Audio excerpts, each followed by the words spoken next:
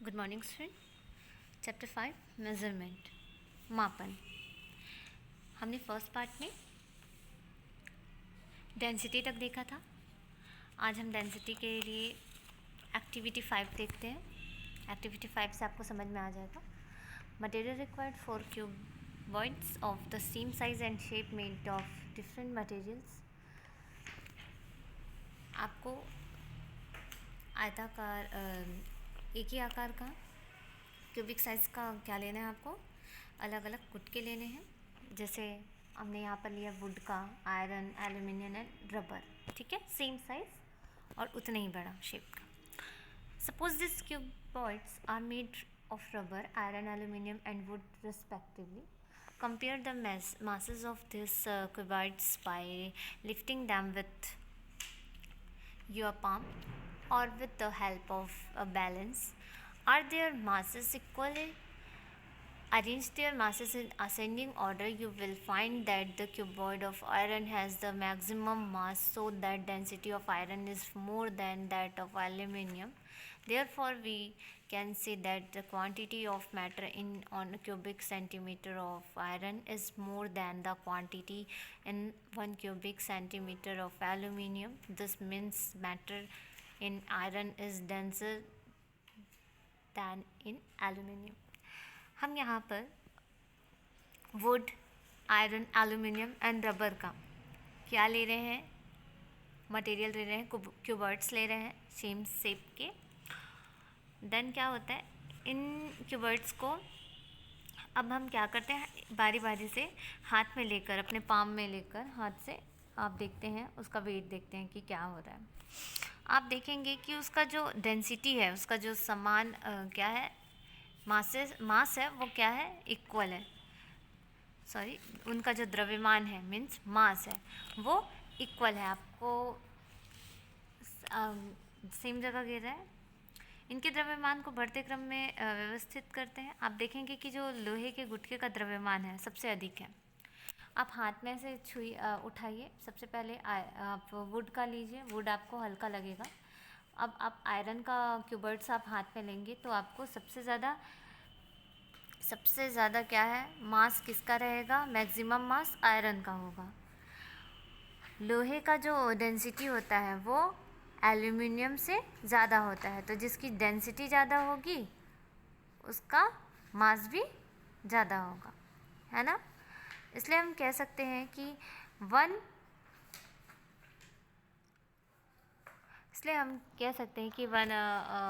Cubic centimetre of iron is more than quantity in 1 cubic centimetre of aluminium. हम कह सकते हैं कि 1 क्यूबिक सेंटीमीटर आयरन में 1 क्यूबिक सेंटीमीटर एल्यूमिनियम की मात्रा अधिक होती है, ठीक है। मतलब लोहे के पदार्थ की मात्रा एल्यूमिनियम की मात्रा से अधिक होती है। एल्यूमिनियम की अपेक्षा लोहे में अधिक सघनता होती है। सघनता मतलब जो उसमें का जो पार्ट होता है वो एक दूसरे से चिपके होते हैं, वो हैवी होता है। आप लोहा उठाइए और एल्यूमिनियम उठाइए, आपको सबसे ज़्यादा हैवी आयरन का लगेगा, क्योंकि इसकी जो डेंसिटी होती है वो एल्यूमिनियम के अकॉर्डिंग ज़्यादा होती है। और रबर तो वैसे भी आप जानते हैं वो हैवी नहीं होता, ना ही लकड़ी हैवी होती है, लोहा सबसे ज़्यादा होता है, means iron. Cuboids of same size and shape made of different materials. ये हमने जो एक्सरसाइज किया वो यहीं पर कंप्लीट करते हैं। देन हम नेक्स्ट पॉइंट देख लेते हैं, distance time graph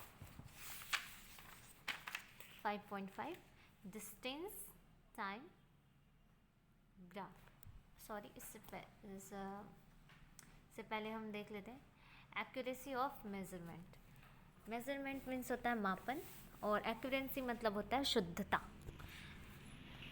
in the age of science and technology, precise and accurate measurement is extremely important in engineering and scientific works.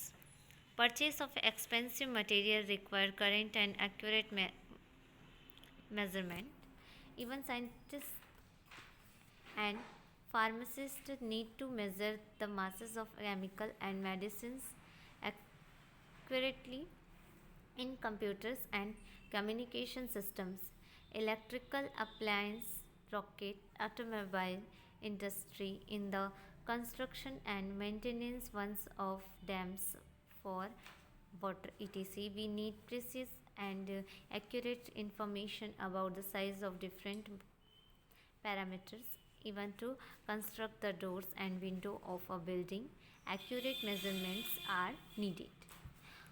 आप देखते हैं कि जो साइंस और टेक्नोलॉजी के समय में हमें शुद्धता की ज़रूरत होती है, एक्यूरेसी की ज़रूरत होती है। जो पदार्थ जितना शुद्ध होगा, जितना एक्यूरेट होगा, वो हमारे लिए उतना ही सही होगा। आप अपने घर में क्या लेते हैं? दूध लेते हैं। आप भी उसमें देखते होंगे कि वो दूध क्या हो, एक्यूरेसी हो, उसमें शुद्धता हो, उसमें पानी ना मिला हो। तो वैसे ही सारी चीज़ें, चाहे वो कहीं पर भी आपको यूज़ क्यों ना हो, आप उसमें क्या देखते हैं?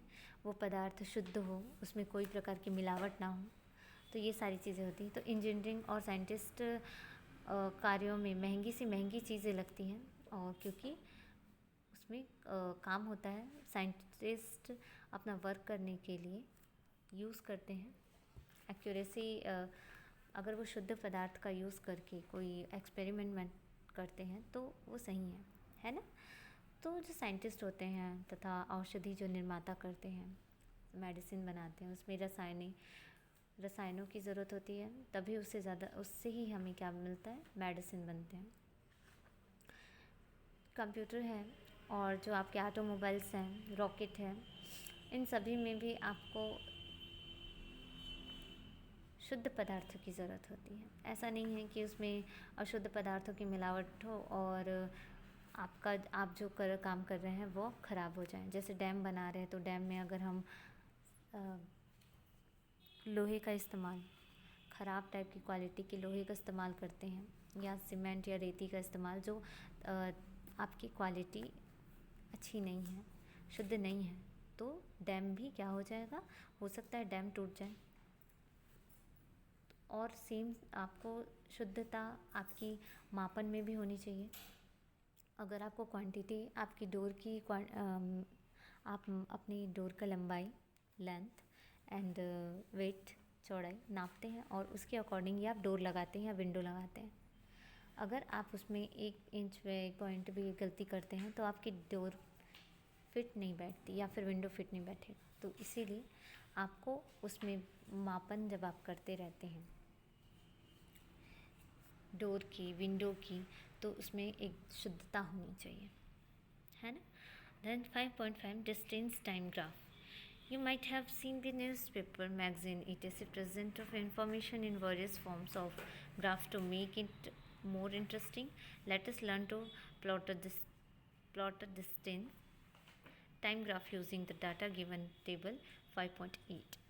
हम देखते हैं कि जो हमारे न्यूज़पेपर हैं और मैगज़ीन्स हैं, उसमें चीज़ों को, पॉइंट्स को रोचक बनाने के लिए, बहुत एक्साइटिंग बनाने के लिए उन्हें ग्राफ से क्या करते हैं?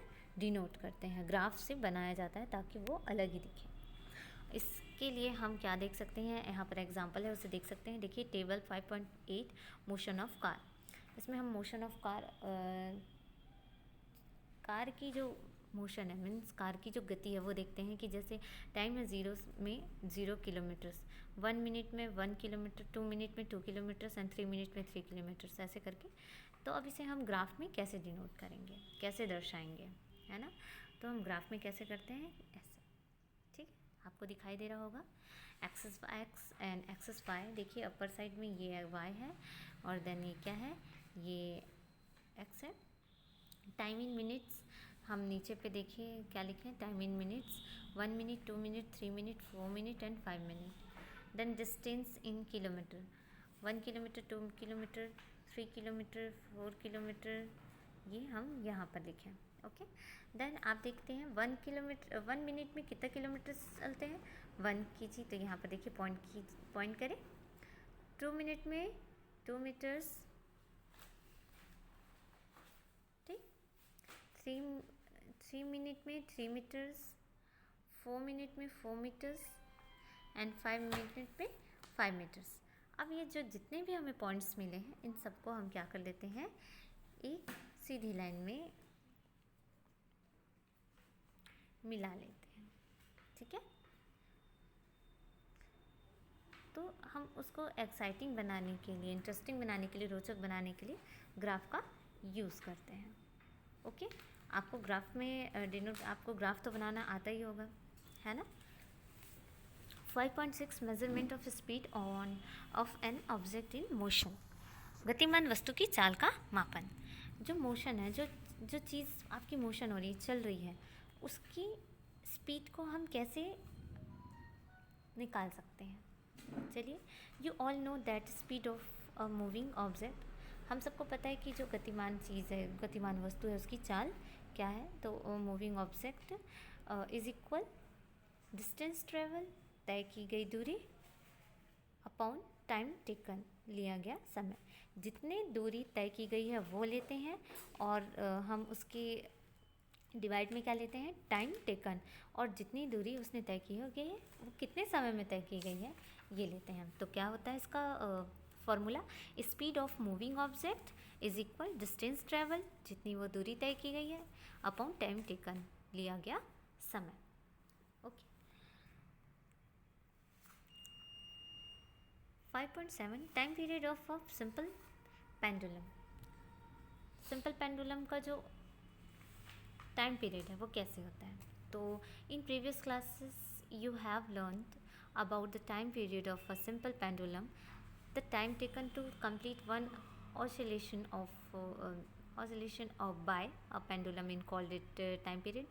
In this way, by calculating the time taken for 20 complete oscillations, we can measure the time period of one oscillation. तो आप जानते हैं, आपने प्रीवियस क्लास में पढ़ा था कि जो सिंपल पेंडुलम होता है वो अपने टाइम पीरियड काल के बारे में हम जानते हैं, और सिंपल पेंडुलम का हम जो टाइम पीरियड है वो पढ़ चुके हैं। सिंपल पेंडुलम के द्वारा जब एक दोलन कार्य किया जाता है, एक बार वो आपने घड़ी देखी होगी, जो पेंडुलम होता है जो हिलते रहता है, तो आप देखिए जो एक यहाँ से लेकर राइट से लेकर लेफ़्ट तक वो जितना जाने में समय लगाता है वही उसका क्या होता है, टाइम पीरियड होता है। ठीक है, जैसे वो राइट में है और वो लेफ़्ट तक गया और फिर से वो राइट में आ रहा है, तो उसकी वहाँ से वापस से राइट में पहुँचने की जो समय होता है, उसका जो टाइम होता है, उसे क्या कहते हैं, टाइम पीरियड कहते हैं। कंप्लीट वन ऑसिलेशन, एक पूरा दोलन में लगा हुआ समय आपका क्या कहलाता है, टाइम पीरियड, मतलब आवर्तकाल। High speed wind and air pressure, हवा की गति और वायु का दाब। हाई स्पीड वाइंड, हवा की गति, और high air pressure means air का दाब। टेबल 5.10 देखते हैं। Material required, empty bottle, white mounted paper, खाली बॉटल लेते हैं चौड़े मुँह वाली, और एक पेपर लेते हैं। Crumble a small piece of paper into a ball of size smaller than the mouth of an empty bottle. Hold the empty bottle on its side and place the paper ball just inside its mouth. Now try to blow on the ball to force it into the bottle. Try the activity with bottle of different mouth size. What did you observe? Why is it difficult to force the paper ball into the bottle? आप क्या कर लेते हैं, खाली बोतल ले लेते हैं, चौड़े मुँह वाली पेपर ले लेते हैं। आप क्या करते हैं, पेपर के टुकड़े को मोड़ कर, क्रम्बल्ड, आप ऐसे ऐसे करके मोड़ते हैं ना, वैसा मोड़ कर उस बोतल के मुंह में गेंद बनाकर लगा देते हैं। बोतल के मुंह के पास कागज़ की गेंद को रख देते हैं। अब ज़ोर से फूंक मारते हैं तो गेंद को बोतल के भीतर डालने का प्रयास करते हैं। ठीक है, बोतल के अंदर उस पेपर बॉल को अंदर डालने का प्रयास करते हैं। अब आप देखते हैं कि कागज़ की गेंद को फूंक मारकर बोतल में डालना कठिन है, क्योंकि जो जितनी हमने पेपर स्क्रम्बल किया था वो उसके मुंह में क्या हो गई है, फिक्स बैठ गई है। Then When we blow into the mouth of the bottle and the air near the mouth has higher speed, this decreases the pressure there. The air pressure inside the bottle is higher than the near the mouth. The air inside the bottle pushes the ball out. जब हम बोतल के मुंह पर फूंक मारते हैं तो मुंह के पास की जो एयर होती है, माउथ के पास की जो एयर होती है वो क्या होती है, देखिए मुंह के पास की जो एयर होती है, ठीक है, वो बहुत स्पीड होती है, बहुत तेज़ होती है, जिससे वहाँ का जो वायु होता है, जो वहाँ का एयर प्रेशर होता है वो क्या हो जाता है, कम हो जाता है, डिक्रीज़ हो जाता है। हमारे मुंह का जो प्रेशर होता है वो ज़्यादा होता है, ठीक है, अधिक होता है, बहुत ज़्यादा होता है, और जो हमारे आसपास का जो वायु प्रेशर होता है, एयर प्रेशर होता है, वो घट जाती है। जो बॉटल रहता है उसके अंदर एयर प्रेशर होता है वो मुंह के निकट के प्रेशर से अधिक हो जाता है। जो आपके बॉटल के अंदर का प्रेशर होता है वो ज़्यादा होता है और आपके मुंह से कम हो जाता है, ठीक है। मुंह का प्रेशर एयर कम होता है, किससे, बॉटल के अंदर के प्रेशर एयर प्रेशर से।